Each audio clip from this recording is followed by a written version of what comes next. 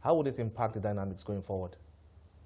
Well, I think it's important to realize that the Africa Continental Free Trade Area is an ambitious statement of intent, but it's not really a very clear roadmap of how you could create a single trade area in Africa. It is very much the aspiration of everyone to further bring down the barriers and particularly let the flow of goods and people occur between the existing trade blocs.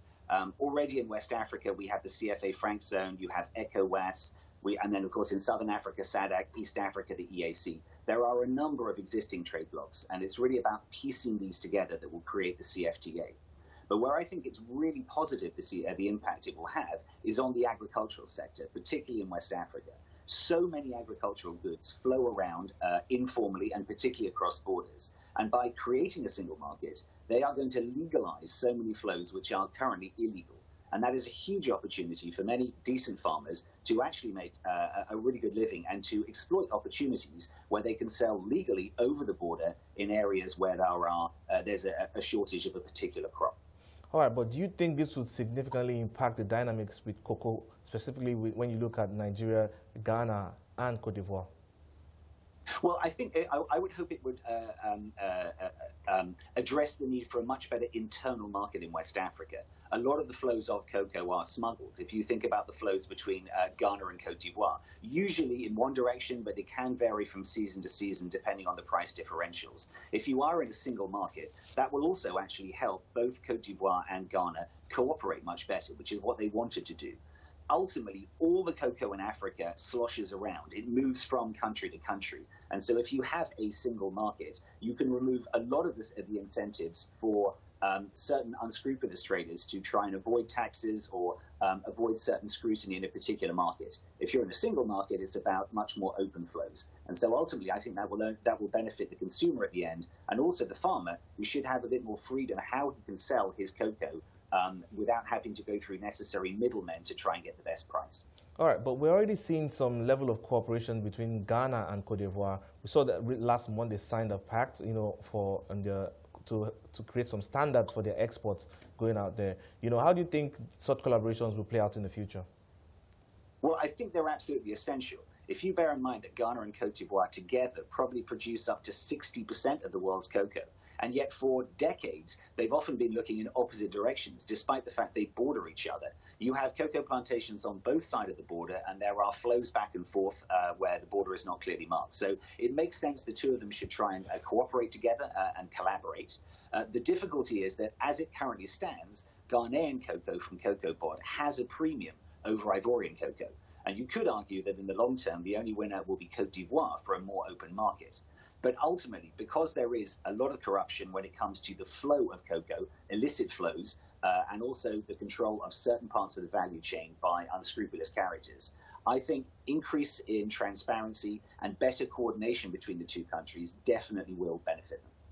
All right then, but what would you say about the efforts by the countries to get more from the other end of the cocoa beyond the raw materials? We see Ghana doing quite a lot in the area of value addition.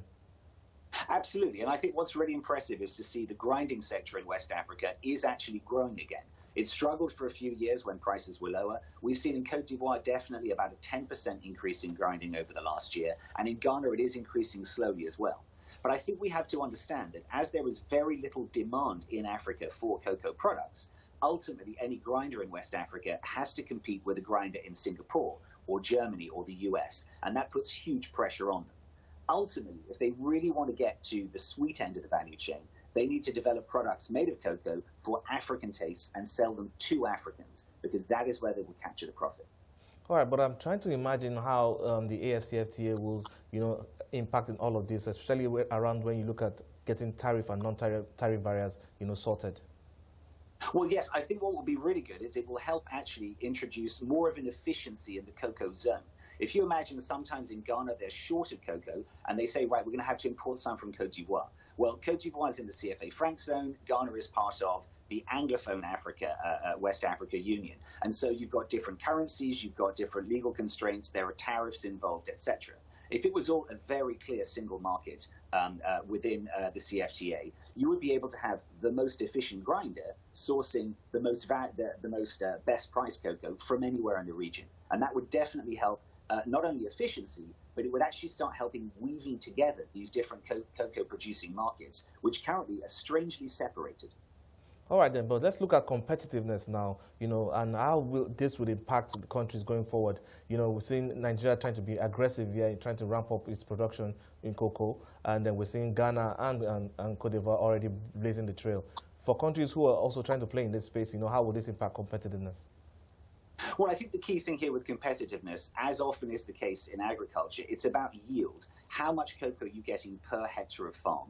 How is husbandry? How are you managing the crop, the inputs, etc.? So Ghana has certainly proved very effective at doing this for many years, though they still have a very aging tree stock. In Cote d'Ivoire, it's a bit more fragmented, the system.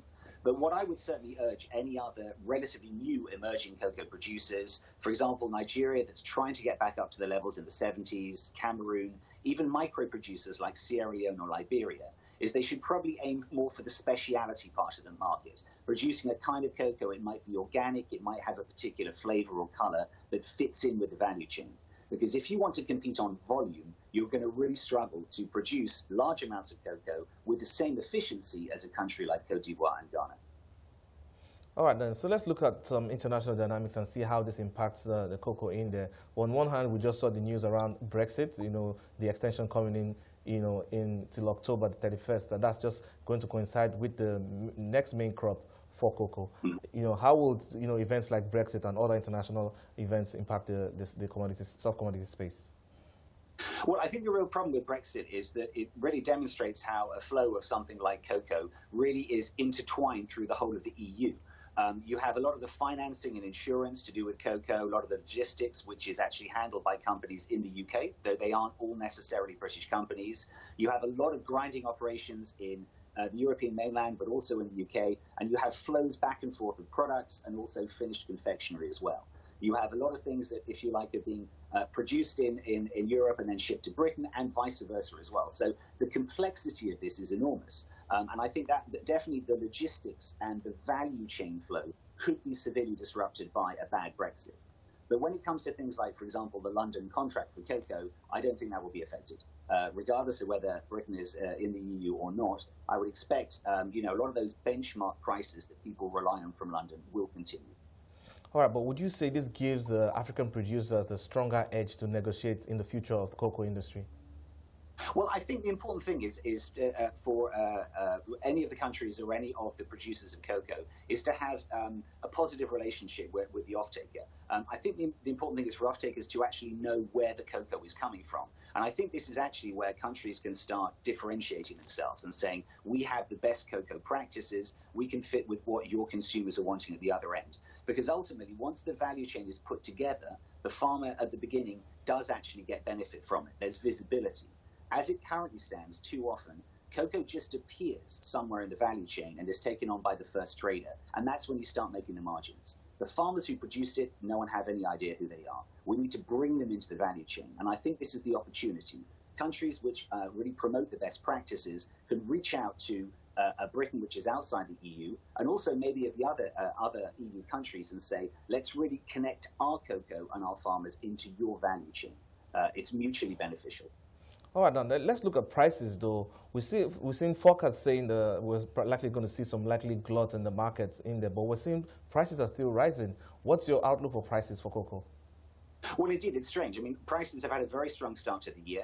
Around 6 months ago, they started rising again, ending a long falling glut, and they're now at about £1,800 sterling to the tonne.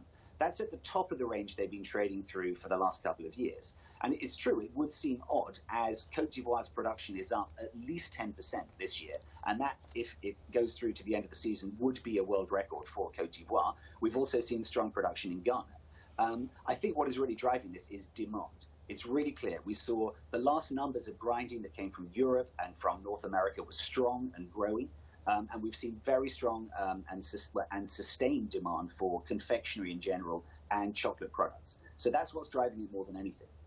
We're also at the end of the main crop and about to start the mid crop, and that's another reason why some of the deliveries have fallen on the markets. Maybe the prices have gone up.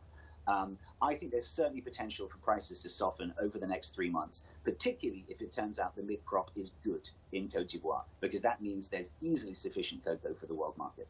All right, then let's shift our focus to another soft commodity that I think is of also vital importance in the region. Let's look at cotton now, and I'd like to see, get to hear from you, especially how you think, the AfCFTA would also impact this crop.